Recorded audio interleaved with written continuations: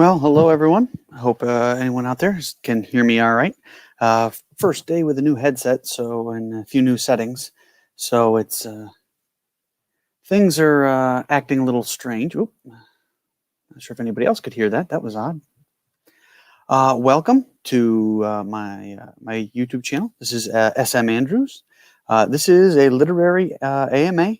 So if anybody who's watching has any questions for me, just drop them over here in the comments or in the live chat. I will be monitoring that, and I will put your questions up and try to answer them as best as I can. And I'll give a few minutes for people to show up because I'm sure I gave everybody a bit of a headache with the not being alive on time. Sorry about that, everyone. All right. All right. Well, it looks like I can be heard in the chat, so that's good. I believe I put it in the description of this too, is links to my Patreon as well, where you can, and actually right here on this channel, you can get a link to, or you can see the audio version of my first published short story. That's available there for you for free. You can get the digital version of that also for free on the Patreon. I will, if not tomorrow, then next week I will be posting the next free item that I'll be putting out there. It will be yet another short story. I'm going to put out a series of those to kind of let people know what my style is and what it is that I'm about. Leading towards the next one being more of a fantasy genre. I did the horror first. I'll do fantasy next, and might wrap it up with a sci-fi horror Lovecraftian story. I'm not sure yet. Haven't decided. Let's see here. Zachary Colley, I notice you do sci-fi and fantasy. Any tips on effective execution of those genres? Well, to be fair, the first thing that you should do, read a lot of it. Even the bad stuff. As a matter of fact, reading the bad stuff can be just as helpful as reading the good stuff, sometimes more helpful than reading the good stuff. I have sadly read my fair share of really bad fiction, especially in the sci-fi and fantasy genre. So definitely you have to read a lot. It helps you, not only does it help you fine-tune your own writing style, but it will also show you can pick up a book, and if you open it up to any page, you might see the way that they've got their book structured. And generally speaking, the more that you read, especially the more that you write, the more you write about it, the more you do with it. Just like anything else, the more you practice with it, the better that you'll get at it. But reading a lot will help you kind of naturally pick up the pacing that you're going to want to have. It's going to help you with your paragraph breaks. In terms of the great thing about fantasy and sci-fi, though, is literally the sky is the limit. There is absolutely no there are no locks on your brain. You can do anything you like in those genres. If you want to have, as a matter of fact, here's a good example. I'm actually considering I'm starting a probably a novella, though hoping for possibly a novel-length story that's going to be all about shipping items in space from a space station. Because that's the other thing is, write what you know. I work in a warehouse, in case anybody didn't know that. And got to pay the bills first. But you can take, and the thing is, it's crazy, but people like to read about what people do for a living. But I can take that, and I can, obviously I don't work in space on a space station, but I can take what I do know, and I can weave that in, writing what I know, weave that into a story that can take place anywhere, and anything can happen within it. Many people tend to lock themselves down into the tropes for especially sci-fi and fantasy, the sword and shield and magic and what have you.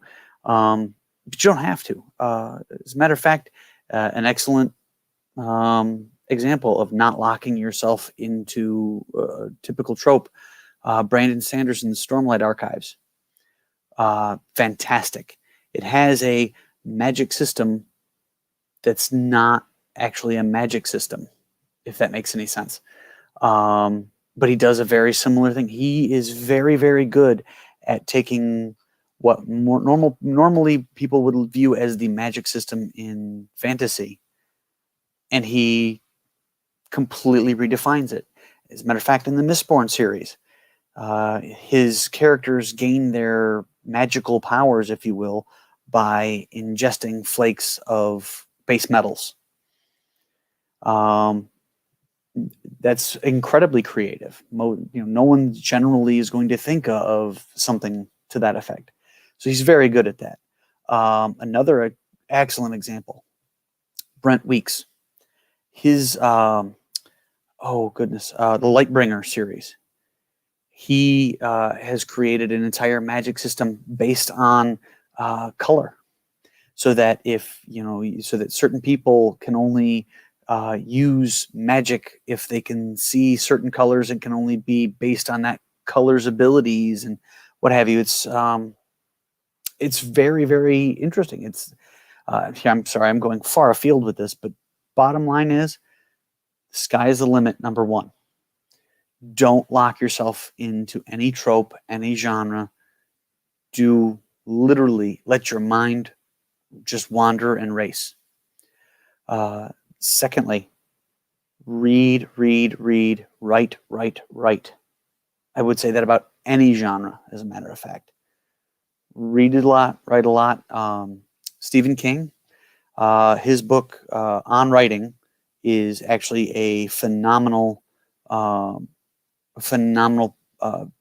work that I actually recommend everyone pick up, regardless of whether you like his writing or not, whether you're into his genre, especially in horror, or not. Does not matter. That book is a fantastic primer for writing. This day and age, you can probably all but ignore his section on getting published, because now with the advent of so much self-publishing and access to things like I'm doing here, kind of becoming obsolete. I'm actually planning that, and I will mention this in case anybody hasn't gotten to my Patreon yet, is after every time I finish a project, anyone who is a patron at the top level, excuse me, I believe it's the second to top level,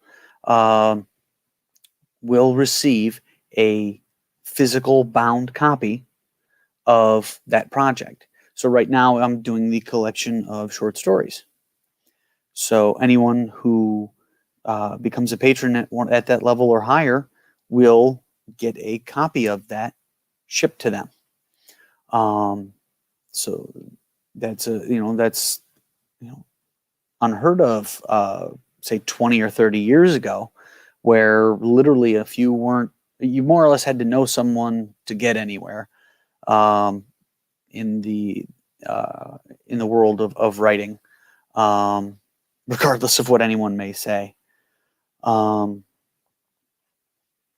yeah, definitely in terms of writing anything in any genre, is just read a lot, write a lot. That's the number one. Number two, stick to what you know. I know that sounds weird, especially in fantasy and sci-fi, but if you're not an expert in, say, medieval weaponry, and guys like Shad from Shadiversity, he is. He is an expert on the medieval weaponry. I'm not. I do know a good deal, and I will draw from that knowledge pool, but I will not go beyond that knowledge pool. Readers will definitely know when you're lying, even in fiction. If you are trying to fake it, readers will know, and it will draw people away from your writing. I mean, my first work is that, like I said, you can get here, and it's one of my other videos, is it's about a man possessed by a demon and has no idea that he's possessed by a demon.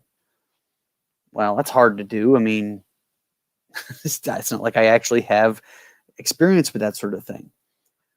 But I do have the experience in setting. Like one of the things that I've been told the most is that I am very good at scene setting. Means I need to work on everything else so everything else matches. But for now, so that's what I know that I'm good there. I know I can picture the scene in my mind, and I try to follow my character. I view things through their eyes and through their mindset. And one of the best things that I've ever done, I let my characters tell me the story, and I just write it down as it happens. I have had it many times where I have started a work thinking, okay, this is how this work is going to end. Only to, by the time that I get to the end of it, it's nowhere near there. Nowhere near there at all. Because sometimes the story has to guide you instead of you guiding the story. If that makes any sense. See, that's definitely, that's what I know this has been, I'm sorry, this has been horrendously rambling, and I apologize for that. But yeah, the best thing you can do is read a lot and write a lot. But, and here's the thing, and this is going to sound mean, but I don't mean it to. You may not have talent writing. It's nothing to be ashamed of. We all have a talent in one thing or another. And as a matter of fact, I may be overly arrogant right now in my, thinking that people will actually pay to read anything I've written. So I may be being very arrogant, very pompous about that, but I don't know. Most of the feedback that I've ever received has been to the positive, so I figured I would give this a try. But if you find that it's really hard to write, doesn't mean give up necessarily, but it means you may be trying something a little bit wrong, a little bit like you're trying to force it. Don't force writing. That is the one thing that I would always put at the top of my list. Don't force writing. I have read some books that you can just tell that halfway through the manuscript, the author simply started trying to force the writing. Don't do that. And I've been there before. I've been there days when writing is the equivalent to it would be like rubbing 40 grit sandpaper over your brain trying to get the words out. And when I have days like that, I will not continue work on a work in progress that I've been doing. I will set that aside, and I will try something else to see if that may help get myself flowing again. And if not, then it doesn't happen that day. Of course, I have a very odd schedule, so Author's Gate, that's no, it's this day and age, there's so many avenues now, and sadly, publishing houses have made it exceptionally difficult. And to an extent, I understand. They don't want to simply pump out millions and millions of books that are absolute garbage. But unfortunately, they made themselves a bit of an elitist bubble. So unless you were already well known, you weren't probably going to get published. Well, nowadays you don't have to worry about that. And as a matter of fact, one of my all-time favorite authors, Michael G. Manning. I've spoken with this man on Facebook. That's how easy he was to get a hold of because he was utterly unknown. Utterly unknown. Self-published through Amazon Kindle, which is what the short story that I have re-released here for free, I originally did. It was phenomenal. I loved it. Was it some kind of super deep, type of, crime and punishment, Dostoevsky type of book? No, not at all. It was pretty light, but it was so well done. The world was built very, very well. The characters were alive, and it made me fall in love with his writing. He has never been published by a big company. He's always released them on Kindle, and now all of his stuff is also available on Audible, on audiobook format, because he grew organically. He would not have had that opportunity under the old system. Under the old way of doing things, he wouldn't have probably seen, his writing probably never would have seen the light of day. And yet now thousands and thousands and thousands of people have read his work, loved his work. So it's one of the benefits. Now, don't get me wrong, there's obviously the drawbacks of the garbage books that can be out there, and boy, will you run into a heap of them. But I think it's for the better at the end of the day. I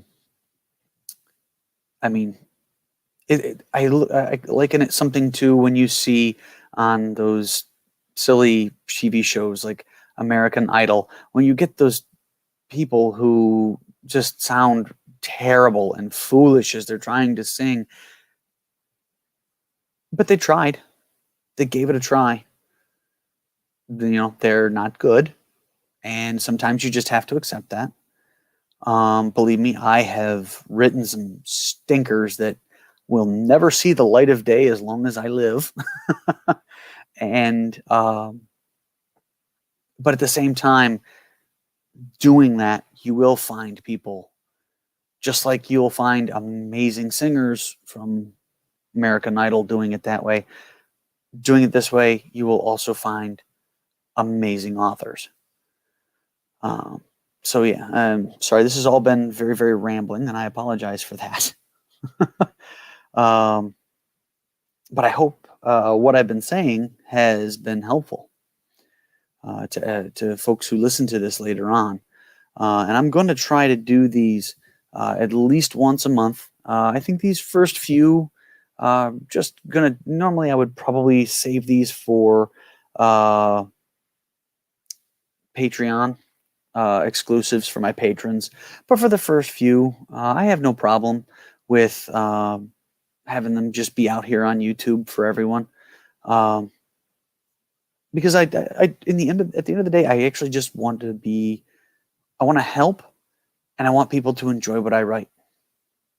That's the end goal to all this. I mean, most people, when they write, they're writing to pay the bills, and they want to become great, big, huge, and famous, and it's not going to happen.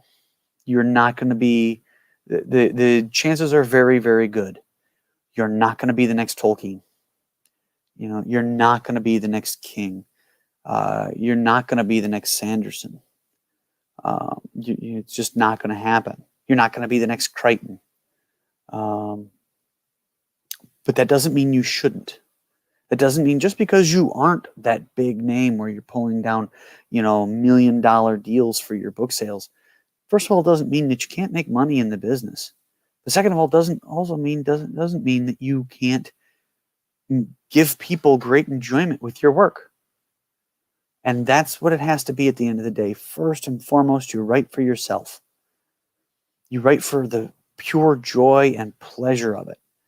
And believe me, the worst sandpaper on the brain day of writing is absolutely head and shoulders better than the best day at work. uh, so you just have to understand that at the end of the day, you're writing for yourself, for your own enjoyment, for your own love of what you're doing, and for those who want to read what you've written, for those who love what you're writing, who love what your stories. After that, anything beyond that, you should just count as gravy. Everything beyond that is just the frosting on top. Will some people this way become huge legends in literature? Could well be. It very well could be. But don't pin your hopes on that. Don't, as they say, don't quit your day job. But at the same time, be very, very willing to just throw yourself into it. That goes along with that whole write a lot, read a lot. I actually lost count of the number of ebooks I have, the number of audiobooks I have, the number of physical books I've had. I couldn't count them. I could not count them all. And unless they are horrendous stink fests, I've finished them all. Because you can't get better without the practice. And the best way to practice, the best way to know what you're doing, is follow the path that's already been laid in terms of how to get it done. Let's see, what are the odds you'll also have a Bitbacker account and a Subscribestar on Patreon? Honestly, I'm not sure. I have not looked into either of those. To be quite honest, I wanted to get everything going first on the larger platform. Just try to get myself a base. But I have been considering looking into Subscribestar. Don't know enough about Bitcoin to consider jumping into any of the cryptocurrencies. So unfortunately, have to stick with the current U.S. dollar until such time as I learn more about everything else. All right. Well, I've been going for about 25 minutes now, and unfortunately, I did start late, so probably going to go ahead and just wrap this up here. I'll give anybody else another couple of minutes for any more questions that might pop up. But in the meantime, definitely follow me on Twitter for as long as I'm there at SM Andrews. Obviously, keep keep this subscribe, hit that notification bell for this, because I will be releasing some more free things in the near future, and I just want to be able to get that out to everybody. Again, patreon.com/smandrews. No periods, no dots in that or the Twitter handle. Gonna try and see if I can also spread out to a few of the other platforms while I'm at it. I just have not had a chance to do so. A lot going on behind the scenes right now, trying to make sure I can get the best possible equipment and the best possible software so that when I do post these things for everybody, they can get the absolute best out of it that I can possibly give them. So, and I hate the idea of putting out an inferior product. I don't want to force anything, just for the sake of getting it out there. I'm far more cognizant of quality than quantity. which unfortunately is a little bit hampers my ability to do much or grow, unfortunately, because I do prefer the quality over the quantity. But that's is what it is. Um, but yeah, so I think I'm going to go ahead and wrap this one up. So anybody who catches this after the fact, don't forget. Like I said, I actually believe I left the links down in the description of this, and if not, I will stick them in the pinned comment at the top.